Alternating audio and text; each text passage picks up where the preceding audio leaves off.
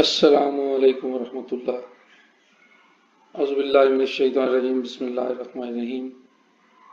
रब्बिश्रह ली सदरी व यस्सिर ली अमरी वहलुल उक़दतम मिन लिसानी यफ़क़हू क़ौली। आमीन या रब्बल आलमीन। कल हमने ज्योमेट्रिक ऑब्जेक्ट के बारे में और उसकी दो चाइल्ड क्लासेस के बारे में पढ़ा था। आज हम उनकी इम्प्लीमेंटेशन देखेंगे कि नेटबीन्स में कैसे पॉसिबल है। उसके लिए मैंने एक जियो ओबीजे रनर के नाम से प्रोजेक्ट बनाया और आप देख सकते हैं कि इसमें जियो ओबीजे रनर में 4 क्लासेस आपको नज़र आ रही हैं। माई रेक्टेंगल क्लास है, माई सर्कल क्लास है, माई ओबीजे क्लास है और इन तीनों क्लासेस के लिए एक जियो ओबीजे रनर है। जियो ओबीजे रनर को अगर देखें तो ये रनर क्लास मेरी हमेशा वो होती है जिसमें मेन मौजूद होता है और इसके अलावा जियो ओबीजे की एक जावा क्लास है, एक माई सर्कल की जावा क्लास है, एक माई रेक्टेंगल की जावा क्लास है। इनसे सबसे पहले हम जियो ओबीजे क्लास को देखते हैं कि इसके मेंबर्स कौन से हैं। इसके मेंबर्स मिलते जुलते हैं यूएमएल डायग्राम में जो हमने मेंबर्स डिस्कस किए उनसे मिलते जुलते हैं। उनके नाम और उनकी तादाद मुख्तलिफ हो सकती है लेकिन कंसेप्ट सेम है। जियो ओबीजे क्लास में दो मेंबर वेरिएबल्स हैं, एक है कलर जो कि स्ट्रिंग टाइप का है और ये प्राइवेट है, फिर दूसरा फिल है जो बुलियन टाइप का है और ये प्राइवेट है। क्योंकि ये दोनों प्राइवेट हैं इसलिए ये दूसरी क्लासेस से एक्सेसिबल नहीं है। फिर इसका नो आर्गुमेंट कंस्ट्रक्टर है जो जियो ओबीजे के नाम ही से है, इसको कोई आर्गुमेंट पास नहीं हो रहा और ये खुद ब खुद अपने मेंबर वेरिएबल्स कलर और फिल को कुछ वैल्यूज दे रहा है। इसी तरह एक और ओवरलोडेड कंस्ट्रक्टर है जिसको दो आर्गुमेंट्स पास हो रहे हैं, स्ट्रिंग कलर और बुलियन फिल, और ये मेंबर वेरिएबल्स कलर और फिल को इन आर्गुमेंट्स के मुताबिक सेट कर रहा है, जैसा कि आप यहाँ पे देख सकते हैं दोनों असाइनमेंट स्टेटमेंट्स में। फिर इसके सेटर और गेटर मेथड्स हैं। सेट कलर का मेथड अपने पास किए हुए आर्गुमेंट कलर के मुताबिक मेंबर वेरिएबल कलर को सेट कर देता है, इसलिए हमने लिख दिया this dot colour is equal to colour. अब इस कलर के साथ दिस इसलिए लगाया है कि ये रिप्रेजेंट कर रहा है मेंबर वेरिएबल कलर को, और चूंकि मेंबर वेरिएबल कलर और आर्गुमेंट कलर दोनों का नाम एक ही है इसलिए ये लिखना जरूरी है साथ के which colour is referring to which colour, which variable. इसी तरीके से आपको गेट कलर का गेटर मेथड है जो कि मेंबर वेरिएबल कलर की वैल्यू को रिटर्न कर रहा है। इसके साथ दिस लगाने की जरूरत इसलिए नहीं है कि यहाँ पे कोई एम्बिग्विटी नहीं है। अगर कोई एम्बिग्विटी नहीं है क्योंकि यहाँ पे कोई आर्गुमेंट कलर नाम का पास नहीं हो रहा, ना ही कोई लोकल वेरिएबल कलर नाम का है, तो इसलिए ये जो कलर वेरिएबल रिटर्न हम कर रहे हैं ये ऑफ कोर्स इसका मेंबर वेरिएबल कलर है, उसकी वैल्यू रिटर्न की जा रही है। इसी तरह से सेट फिल की वैल्यू को सेट करता है और is fill member variable fill की वैल्यू को रिटर्न करता है। इस तरह हमारी जियो ओबीजे की कंस्ट्रक्शन कंप्लीट हो जाती है। इसका मतलब यह है कि कोई भी ज्योमेट्रिक ऑब्जेक्ट जब आप क्रिएट करेंगे तो उसमें दो मेंबर वेरिएबल्स हैं, कलर और फिल, और 4 एक्सेसर मेथड्स और 2 कंस्ट्रक्टर्स मौजूद हैं। अब आइए देखते हैं सर्कल क्लास की क्या सूरत हाल है। यहाँ पे आप देख रहे हैं सर्कल का नाम माई सर्कल है क्योंकि सर्कल के नाम से एक क्लास ऑलरेडी एग्जिस्ट करती है, इसलिए हमने यहाँ पे सर्कल क्लास का नाम माई सर्कल रखा है ताकि कोई एम्बिग्विटी ना रहे। और ये क्लास एक्सटेंड कर रही है जियो ओबीजे को। जियो ओबीजे वही क्लास है जो हमने अभी भी क्रिएट की है।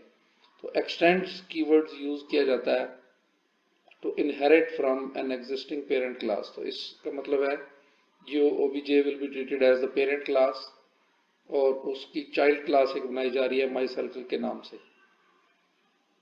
और हमने इसमें अभी फिलहाल कोई मेथड नहीं बनाया, ना ही कोई कंस्ट्रक्टर बनाया है। आप ऑलरेडी जानते हैं कि अगर किसी क्लास में कोई कंस्ट्रक्टर ना हो तो बाय डिफॉल्ट एक नो आर्गुमेंट कंस्ट्रक्टर प्रोवाइड कर दिया जाता है।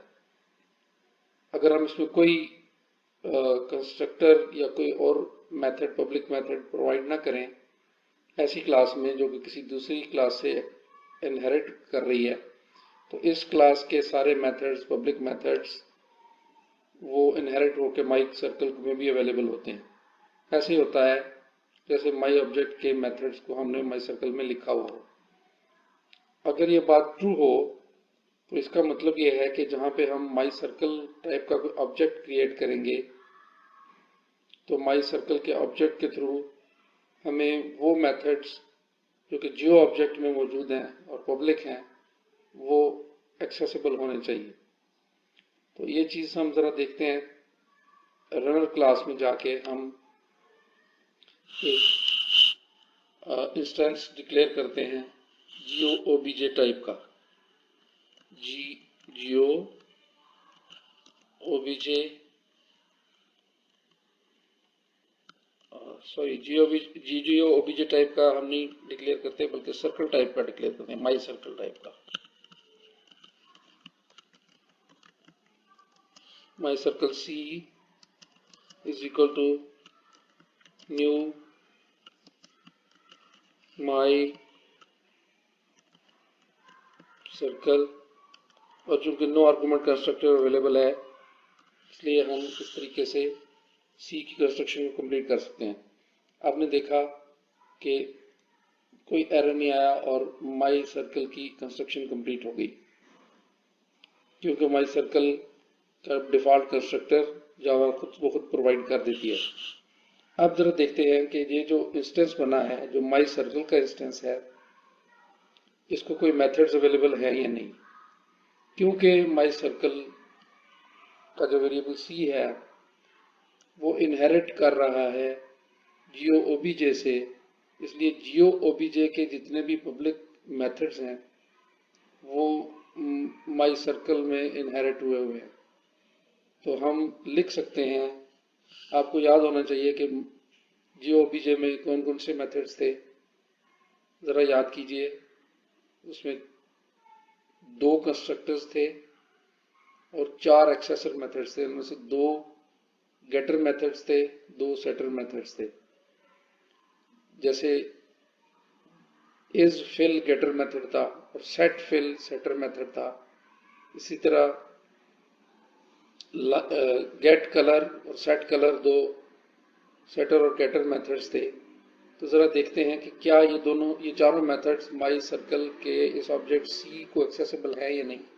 तो हम लिखेंगे सी डॉट, तो देखिए यहाँ पे इज फिल भी अवेलेबल है which is getter method, set colour भी अवेलेबल है which is setter method, set fill भी अवेलेबल है which is also a setter method, और गेट कलर भी अवेलेबल है जो कि गेटर मेथड है।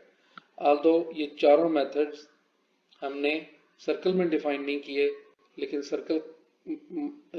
लेकिन इसकी जो पेरेंट क्लास है जियो ओबीजे उसमें डिफाइंड है, तो सर्कल को भी अवेलेबल है। अब हम अगर करें सेट कलर फॉर एग्जांपल, तो हम इसको कोई आर्गुमेंट पास कर सकते हैं, फॉर एग्जांपल रेड, क्योंकि सेट कलर का आर्गुमेंट स्ट्रिंग डिफाइंड है इसलिए कोई एरर नहीं आया और ये आर्गुमेंट एक्सेप्ट हो गया। इसी तरीके से बाकी मेथड्स को भी हम माई सर्कल के थ्रू एक्सेस कर सकते हैं, ऑल्दो ये मेथड्स माई सर्कल के मेथड्स नहीं है बल्कि इसकी पेरेंट क्लास जियो ओबीजे के मेथड्स हैं। तो लेट अस सपोज हम लिखें सी डॉट इज फिल, तो ये हमें बता देगा उसकी इंटरनल वैल्यू, फिल वेरिएबल की इंटरनल वैल्यू रिटर्न कर देगा जो कि बुलियन है। तो हमें इसको रिसीव करना पड़ेगा किसी बुलियन टाइप वेरिएबल में, boolean b is equal to c.isFill।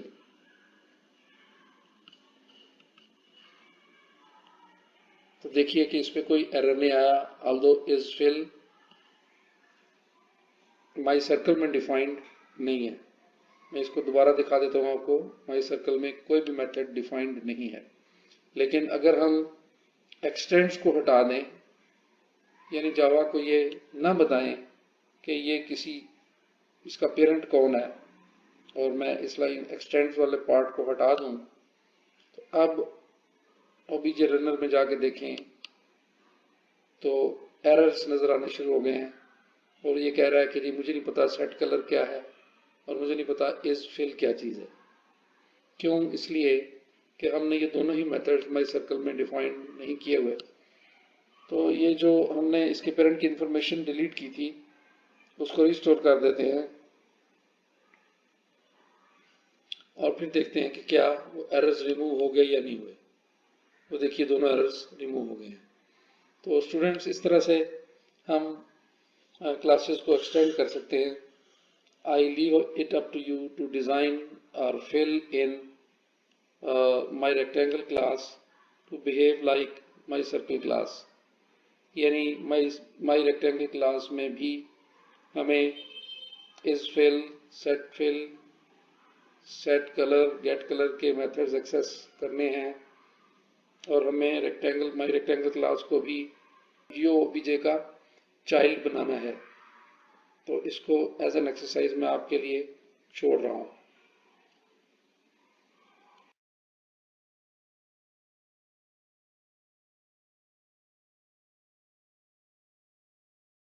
अस्सलाम वालेकुम डियर स्टूडेंट्स। तो आपने उम्मीद है कोशिश की होगी माई रेक्टेंगल क्लास को मॉडिफाई करने की ताकि वो चाइल्ड के तौर पे बिहेव कर सके, चाइल्ड ऑफ GeoObj क्लास। हमें the only thing that we needed to change is to add extends GeoObj in front of my rectangle name of the class. और इसमें भी हमने सर्कल की तरह कोई मेथड ऐड नहीं किया। लेकिन अगर हम जियो रनर में देखें तो हम एक रेक्टेंगल ऑब्जेक्ट बना सकते हैं न्यू रेक्टेंगल यूज करके, और r.setColor भी यूज कर सकते हैं, r.setFill भी यूज कर सकते हैं, isFill भी यूज कर सकते हैं, setFill भी यूज कर सकते हैं, और इसी तरह से डिफरेंट मेथड्स जो कि माई रेक्टेंगल की पेरेंट क्लास में मौजूद थे उनको हम यूज कर सकते हैं चाइल्ड क्लास के अंदर। देखिए मैंने रेक्टेंगल का इंस्टेंस दोबारा से डिलीट कर दिया है, क्योंकि अभी हमें पेरेंट और चाइल्ड के रिलेशनशिप को थोड़ा सा और डिटेल में देखना है। तो हम सर्कल ही को यूज करेंगे टू एक्सप्लोर इट फर्दर। अभी देखना ये है कि जब हम माई सर्कल को इंस्टेंशिएट करते हैं तो कंस्ट्रक्टर किस सीक्वेंस में कॉल होता है। हमें पता है कि अगर कंस्ट्रक्टर बनाया ना गया हो किसी क्लास में तो default constructor no argument constructor provide कर दिया जाता है। लेकिन याद रखिए कि अगर कोई क्लास किसी पेरेंट के साथ जुड़ी हुई है, यानी उसका कोई पेरेंट मौजूद है, तो जब आप चाइल्ड क्लास का कंस्ट्रक्टर इम्प्लिसिटली या एक्सप्लिसिटली इन्वोक करते हैं, जैसे न्यू के केस में माई सर्कल का कंस्ट्रक्टर इम्प्लिसिटली इन्वोक हो रहा है, तो वो ऑटोमेटिकली सबसे पहला काम ये करता है, वो कंस्ट्रक्टर यानी माई सर्कल का जो डिफॉल्ट कंस्ट्रक्टर है वो सबसे पहला काम ये करेगा कि अगर ये वाली क्लास किसी पेरेंट के साथ जुड़ी हुई है या किसी पेरेंट को एक्सटेंड कर रही है तो वो उस पेरेंट के कंस्ट्रक्टर को ऑटोमेटिकली इम्प्लिसिटली इन्वोक कर देगी। अब चूंकि माई सर्कल की क्लास GeoObj से एक्सटेंड हुई हुई है और GeoObj क्लास में कंस्ट्रक्टर मौजूद है, तो सबसे पहला काम माई सर्कल क्लास के कंस्ट्रक्टर का ये होगा कि वो GeoObj क्लास के कंस्ट्रक्टर को कॉल करे और कलर की वैल्यू और फिल की वैल्यू को अकॉर्डिंगली सेट कर दे, जैसा कि इस कंस्ट्रक्टर में नजर आ रहा है। ये GeoObj का कंस्ट्रक्टर है। तो लेट अस सी कि ये बात दुरुस्त है या नहीं। उसके लिए दो तरीके हैं। पहला तरीका तो ये है कि हम कंस्ट्रक्शन के बाद अगर कलर गेट करके उसकी वैल्यू प्रिंट करें, सर्कल का कलर गेट करके उसकी वैल्यू प्रिंट करें तो वो ब्लैक प्रिंट होना चाहिए। Let us try to do that. तो हमारे पास सेट कलर से पहले हम कंस्ट्रक्शन के फौरन बाद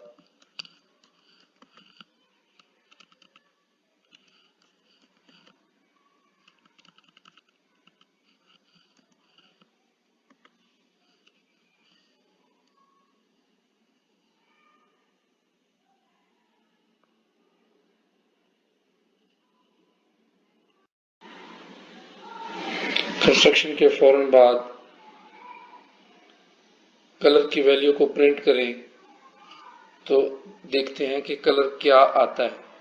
हम लिखते हैं circle colour is equal to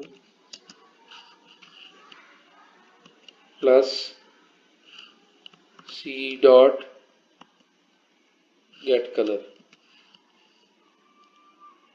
तो सी डॉट गेट कलर से कलर की वैल्यू ब्लैक आनी चाहिए, क्योंकि इसकी पेरेंट के अंदर कंस्ट्रक्टर में हमने वैल्यू को ब्लैक सेट किया हुआ है।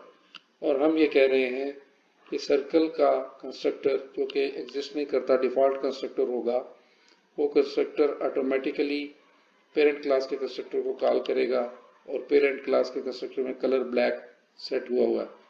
तो let us try to run this runner और देखें कि आउटपुट में क्या हमारे पास सर्कल कलर इज ब्लैक आता है या नहीं आता।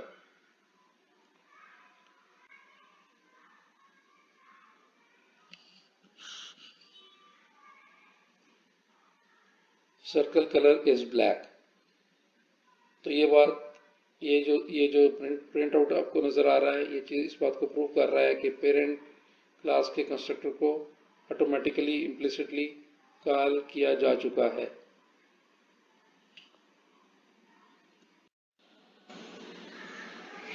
इसी तरीके से अगर हम डिफॉल्ट कंस्ट्रक्टर की बजाय नो आर्गुमेंट कंस्ट्रक्टर माई सर्कल में प्रोवाइड कर भी देते हैं, जैसा कि आप यहाँ देख रहे हैं कि मैंने पब्लिक माई सर्कल के नाम से एक डिफॉल्ट कंस्ट्रक्टर दे दिया और इसमें कोई वैल्यू सेट नहीं की, तो भी ऑटोमेटिकली ये इक्विवेलेंट होगा इस चीज़ के कि आप इसके अंदर से एक्सप्लिसिटली इसके पेरेंट के कंस्ट्रक्टर को कॉल कर लें। लेकिन पहले देखते हैं कि जब मैंने ये माई सर्कल का कंस्ट्रक्टर यहाँ पे बना दिया, क्या अब भी पेरेंट क्लास यानी जियोबीजे का कंस्ट्रक्टर कॉल होगा या नहीं होगा। तो ये सर्कल कलर इज ब्लैक इस बात को रिप्रेजेंट कर रहा है कि कंस्ट्रक्टर कॉल हो चुका है। और अगर मैं एक्सप्लिसिटली कॉल करना चाहूँ, उसका तरीका यह है कि आप सुपर कीवर्ड यूज करें, क्योंकि पेरेंट क्लास को सुपर क्लास भी कहा जाता है। तो अगर आप लिखें सुपर और आगे ब्रैकेट्स डाल दें, तो इनफैक्ट आप क्या कर रहे हैं कि जो सुपर क्लास या पेरेंट क्लास है उसके कंस्ट्रक्टर को इन्वोक कर रहे हैं। तो ये पहली स्टेटमेंट के तौर पे लिखें या ना लिखें, दोनों केसेस में पेरेंट क्लास का कंस्ट्रक्टर कॉल हो जाता है। इसको भी चला के देख लेते हैं कि क्या कंस्ट्रक्टर पेरेंट क्लास का कॉल हो गया या नहीं हुआ। हो गया। अच्छा, अब एक और चीज जो इम्पोर्टेंट है कि अगर आप एक्सप्लिसिटली सुपर क्लास के कंस्ट्रक्टर को पेरेंट क्लास के कंस्ट्रक्टर को सुपर के कीवर्ड के थ्रू इन्वोक कर रहे हैं, तो ये स्टेटमेंट पहली स्टेटमेंट होनी चाहिए। अगर आप इससे पहले कोई और स्टेटमेंट डालेंगे तो आपके पास एरर आएगा। जैसे लेट अस सपोज मैं यहाँ पर लिख देता हूँ कुछ भी, हेलो लिखना चाहता हूँ तो नहीं लिख सकता और एरर आता है। और एरर ये आता है कि call to the super must be first statement in the constructor. इसलिए ज़रूरी है कि या तो आप सुपर लिखें ही ना, और अगर आपने लिखना है तो this must be the first statement of constructor. और ऐसे कंस्ट्रक्टर में जिसका कोई पेरेंट है, यानी जो एक्सटेंड कर रहा है किसी दूसरी क्लास को, जैसे ये एक्सटेंड कर रहा है जियोबीजे को, तो सुपर लिखना या ना लिखना इक्विवेलेंट है। अगर लिखना है तो सुपर को एज अ फर्स्ट स्टेटमेंट लिखना है, या तो फिर आप ना लिखें। अब अगर मैं इसको कमेंट कर दूं या डिलीट कर दूं तो सीक्वेंस ऑफ एग्जीक्यूशन ये होगा कि जब रनर क्लास में इंस्टेंशिएशन होगी माई सर्कल की, तो माई सर्कल का कंस्ट्रक्टर कॉल होगा। ये कंस्ट्रक्टर पहले पेरेंट क्लास के कंस्ट्रक्टर को कॉल करेगा, यानी GOBJ के कंस्ट्रक्टर को कॉल करेगा, और उसके बाद इसकी बाकी स्टेटमेंट्स एग्जीक्यूट होंगी। यानी बाकी स्टेटमेंट से मुराद है जैसे मैंने यहाँ पे लिखा है हेलो। तो इस चीज़ को भी इंश्योर करने के लिए मैं ये करता हूँ कि GOBJ में एक एस आउट की स्टेटमेंट डाल देता हूँ। तो यहाँ लिख देता हूँ आई एम GOBJ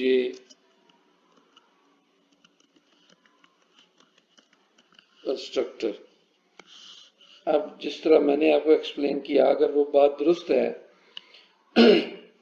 तो होगा क्या? होगा ये कि जैसे ही ये वाला कंस्ट्रक्टर कॉल होगा, जब हम माई सर्कल को इंस्टेंशिएट करेंगे तो ये स्टेटमेंट प्रिंट नहीं होगी, क्योंकि इससे पहले इम्प्लिसिटली इस क्लास का पेरेंट कंस्ट्रक्टर, इसकी पेरेंट क्लास का कंस्ट्रक्टर कॉल होगा, यानी माई GOBJ का, और GOBJ में लिखा हुआ आई एम GOBJ कंस्ट्रक्टर। ये कॉल हो जाएगा, करंट की वैल्यू सेट हो जाएगी, फिर की वैल्यू भी सेट हो जाएगी, तो फिर अगली स्टेटमेंट ये वाली प्रिंट होगी हेलो। हेलो की बजाय मैं अगर आप कहें तो इसको भी मॉडिफाई कर देता हूँ according to I am GOBJ constructor. इसकी बजाय वहां पे भी मैं लिख देता हूँ आई एम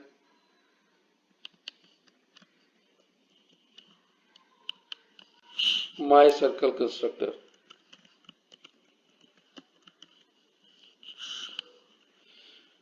तो पहले I am GOBJ constructor print होगा, और बाद में I am my circle constructor print होगा। लेट अस सी क्या ये बात दुरुस्त है या नहीं है। ये देखिए, पहले प्रिंट हुआ आई एम GOBJ कंस्ट्रक्टर, यानी पेरेंट क्लास का कंस्ट्रक्टर कॉल हुआ, उसके बाद माई सर्कल कंस्ट्रक्टर कॉल हुआ, और कॉल का सीक्वेंस यहाँ से आपको ये चीज़ बता रहा है कि इम्प्लिसिटली, हालांकि आपने पेरेंट क्लास का कंस्ट्रक्टर इन्वोक नहीं किया, लेकिन ऑटोमेटिकली सबसे पहली स्टेटमेंट के तौर पे, यानी सबसे जो विजिबल सबसे पहली स्टेटमेंट है वो ये वाली है, लेकिन इससे पहले एक हिडन स्टेटमेंट मौजूद है जो कि पेरेंट कंस्ट्रक्टर को कॉल करती है। तो ये sequence of execution of constructors is very important.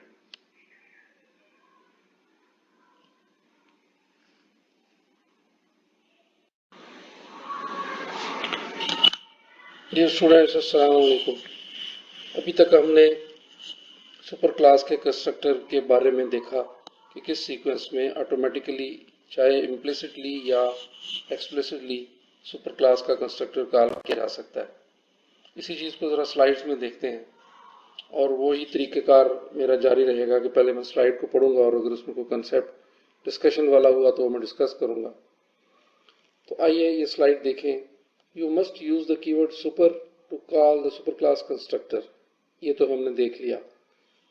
Invoking a super class constructors name in a sub class causes syntax error, यानी जैसे हमने GOBJ के कंस्ट्रक्टर को कॉल करने के लिए सर्कल क्लास के कंस्ट्रक्टर में सबसे पहली स्टेटमेंट के तौर पे सुपर लिखा था, अगर सुपर की बजाय हम वहां पे GOBJ लिख देते तो एरर अकर हो जाता। यानी सुपर क्लास के या पेरेंट क्लास के कंस्ट्रक्टर को इन्वोक करने के लिए हमें सुपर का कीवर्ड यूज करना है, ना कि सुपर क्लास का अपना नाम। ये तो पहली बात हो गई। फिर उसके बाद है कि Java requires that statement that uses keyword super appears first in the constructor. ये भी हमने देख लिया कि पहली इंस्ट्रक्शन सुपर की होनी चाहिए, ये दूसरी या तीसरी पोजीशन के ऊपर नहीं आ सकती, यानी सुपर की इंस्ट्रक्शन से पहले, इस कीवर्ड के यूज से पहले तो दूसरी इंस्ट्रक्शन लिखी नहीं जा सकती, उससे एरर होता है, ये हमने देख लिया था। फिर कंस्ट्रक्टर चेनिंग का कंसेप्ट भी अब मेरे लिए इसकी एक्सप्लेनेशन आसान हो गई है।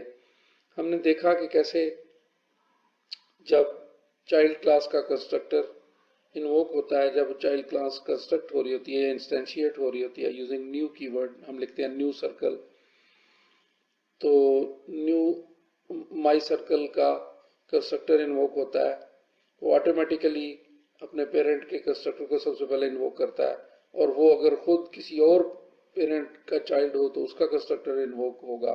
इसको हम कहते हैं कंस्ट्रक्टर चेनिंग, यानी एक चेन में constructors parent to parent to parent invoke होते चले जाते हैं और उनकी एक तरतीब बनती चली जाती है। Out of sequence constructors invoke नहीं होते। इसको देखिए, constructing an instance of a class invokes all super classes constructors along the inheritance chain. This is called constructor chaining. अब इस कोड को भी जरा देख लेते हैं कि इसमें क्या कंसेप्ट एक्सप्लेन्ड है। ये है एक एम्प्लॉय क्लास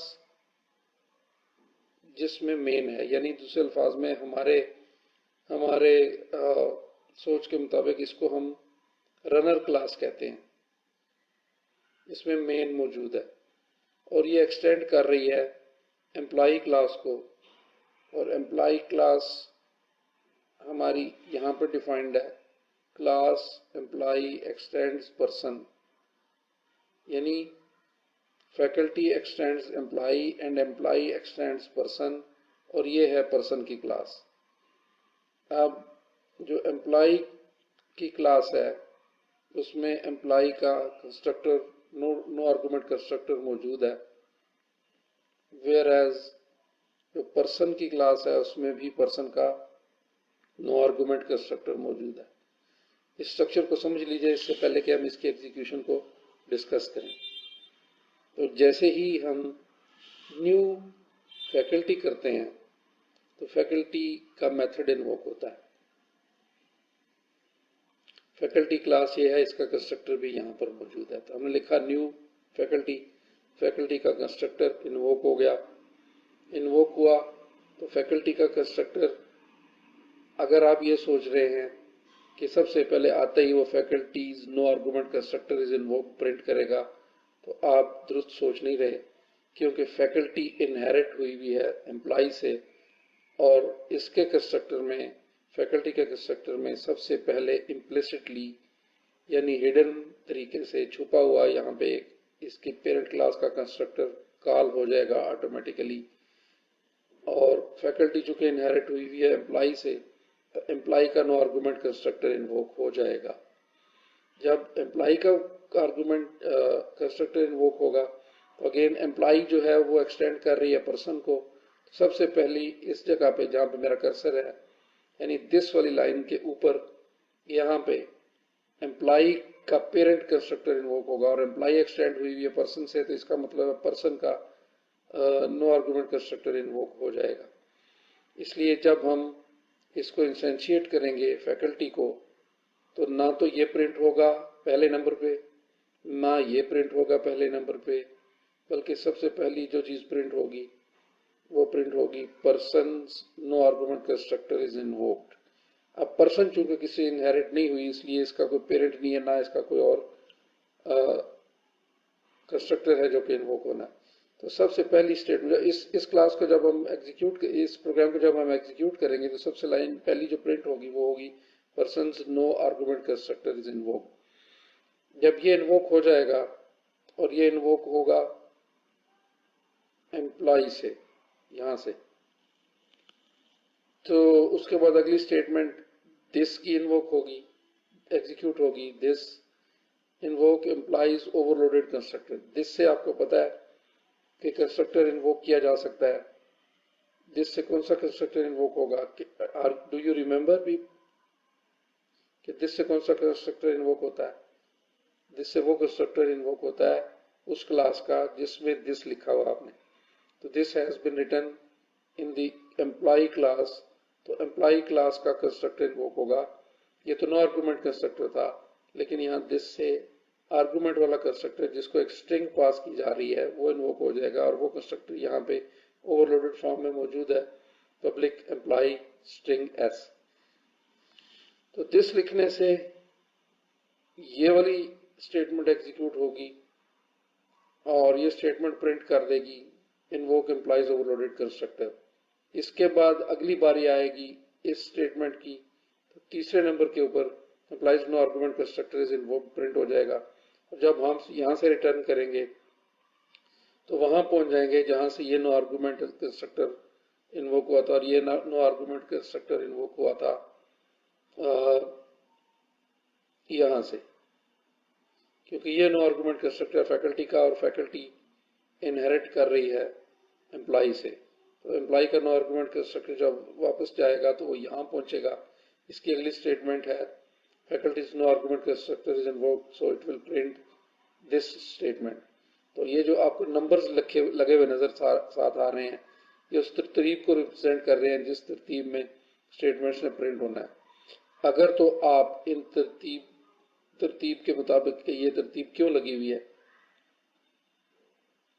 एक सीक्वेंस बनाने के काबिल हो चुके हैं, तो आप समझ चुके हैं कि आर्गुमेंट्स के जो कंस्ट्रक्टर्स है उनकी इन्वोकेशन किस तरतीब में है।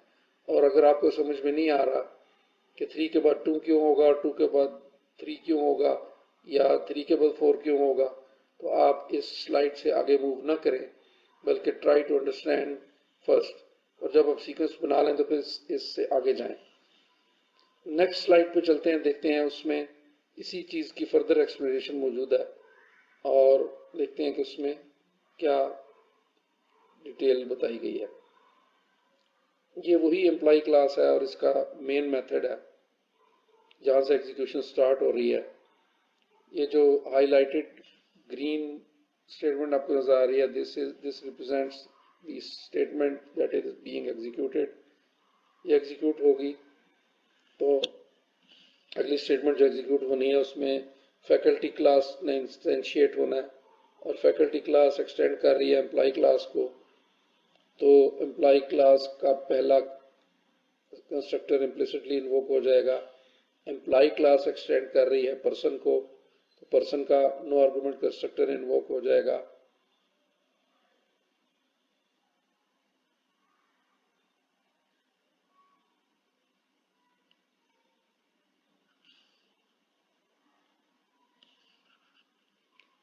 जब पर्सन का नो आर्गुमेंट कंस्ट्रक्टर इन्वोक हो जाएगा तो ये सबसे पहली चीज जो प्रिंट होगी, person no argument constructor is invoked, ये प्रिंट होगी।